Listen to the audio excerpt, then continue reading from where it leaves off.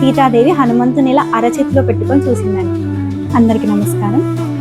ఈరోజు హనుమాన్ చాలీసాలోని 9వ శ్లోకం నేర్చుకున్నాం.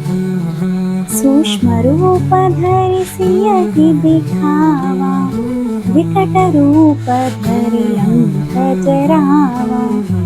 అంటే సూక్ష్మ రూప అంటే చిన్న రూపం అనే అర్థం. సియహి దిఖావా సీతకు కనిపించావు అని అర్థం అన్నమాట. దీనికి ఒక కథ ఉంది. సీతాదేవిని రావణాసుడు అపహరించినప్పుడు తీసుకెళ్లి అశోక వాటికలో బంధించాడు. అంటే అశోక వాటిలో ఒక చెట్టు కింద సీతాదేవి కూర్చుని ఉండేది. తన చుట్టూ అంతా రాక్షసులను కాపలాగా ఉంచాడు. అయితే రాముడు సీతామాతను వెతకడానికి వానరులందరినీ చెరువు వైపు పంపించాడు కదా. అప్పుడు హనుమంతుడు వెళ్ళిన దిక్కు దక్షిణం వైపున లంకలో సీతాదేవిని చూశాడు.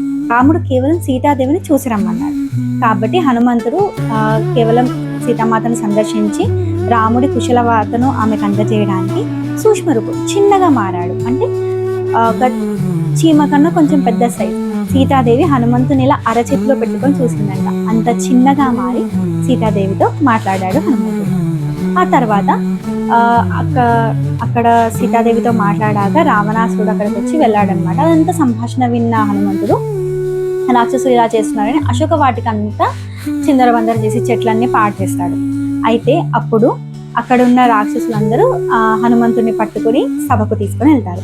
ఇది వికట రూపధరి లంక జరావా. అంటే వికట రూపం అంటే అందరూ భయపడేంతంత రూపం దాచి లంక జరావా అంటే లంకను కాల్చాడని అర్థం. ఆయన తోకకి కూడా నిప్పు పెడతారు.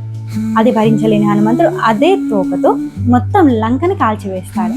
అదే ఈ శ్లోకం యొక్క అర్థం.